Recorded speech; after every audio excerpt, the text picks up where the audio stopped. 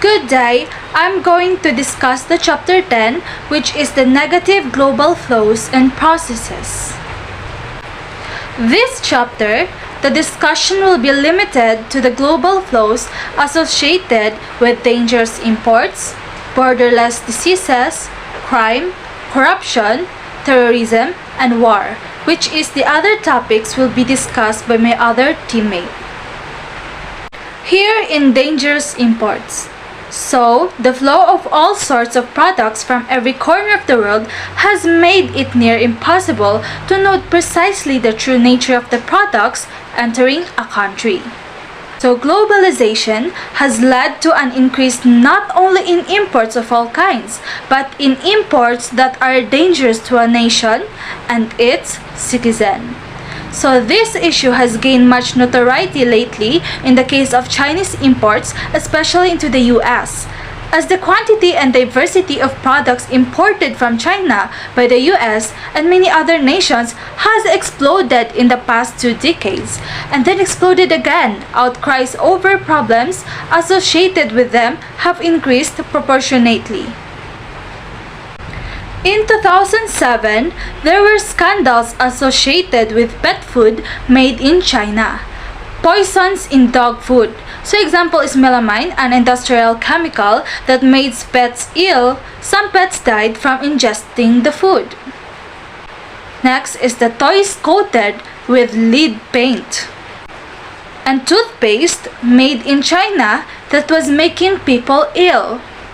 And in 2008, further scandals involving food for humans, especially infants, also laced with melamine. While we focus on Chinese imports, it is important to remember that many other countries have been and still are involved in the global exportation of dangerous products. So for example, American companies have exported pharmaceuticals that were banned in the US to other countries. So the Swiss company Nestle was guilty of aggressively exporting baby formula to the South, especially Africa, even though it had adverse effects on infants. Borderless diseases. While borderless diseases have become much more common in recent years, they are not a new phenomenon. There is the increasing prevalence of other borderless diseases, many of them relatively new, such as severe acute respiratory syndrome, which is yung SARS. So avian flu, Ebola virus, and HIV/AIDS.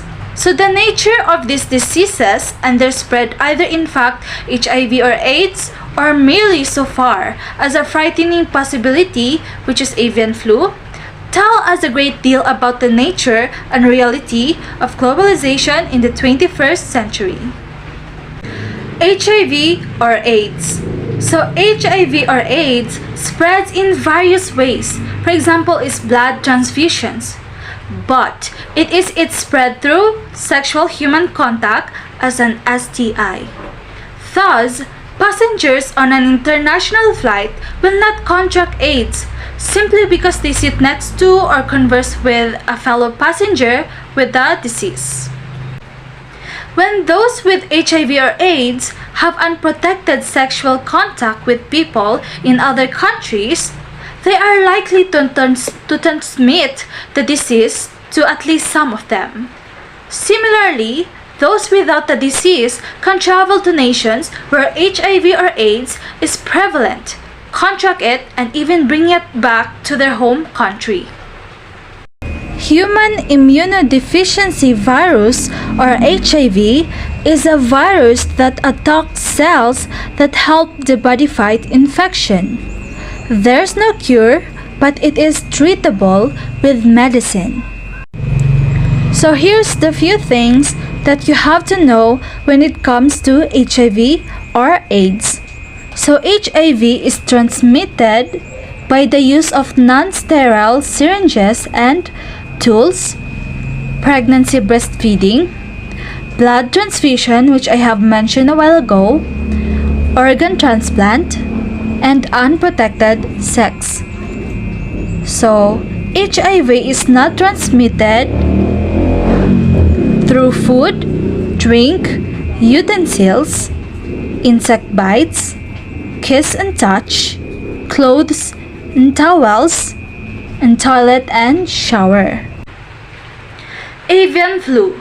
So for over a decade, since the late 1990s, there has been fear of a pandemic of avian flu that because of globalization would spread faster and affect and kill more people and more parts of the world than the last flu pandemic, which is the Spanish flu of 1918. So HIV or AIDS can only be spread by intimate human contact. But avian flu has the potential, like other strains of flu before it, to spread through casual human contact. At the moment, there is little evidence of human-to-human spread of the virus that causes avian flu. The relatively small number of humans in the world who have gotten the disease, and the even smaller number who have died from it, contracted the disease mainly through direct contact with infected birds.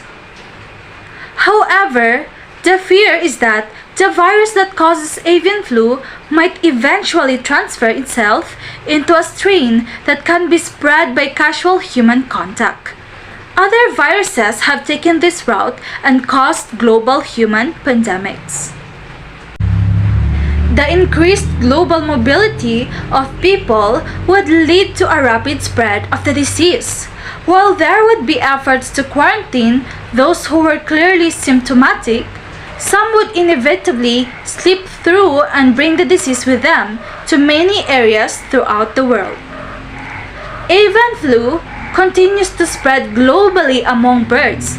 It was present in 60 countries in 2007, and it continues to mutate.